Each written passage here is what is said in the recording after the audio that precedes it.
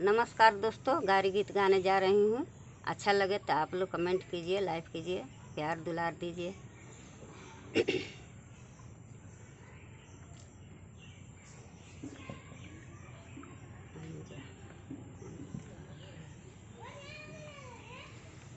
समधी के बहिना छिनार चलली बिना ओढ़नी के। समधी के बहिना छिनार चलली बिना ओढ़नी के।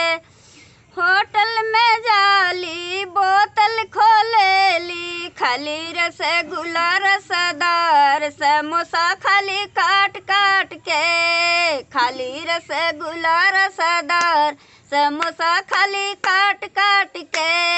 समधी के बहिना छिनार चलली बिना ओढ़नी के। अगुआ के बहिना छिनार चलली बिना ओढ़नी के। होटल में जाली बोतल खोलेली, खाली रसगुल्ला रसदार समोसा खाली काट काट के। खाली रसगुल्ला रसदार समोसा खाली काट काट के। भसुरा के बहिना छिनार चलली बिना ओढ़नी के। भसुरा के बहिना छिनार चलली बिना ओढ़नी के।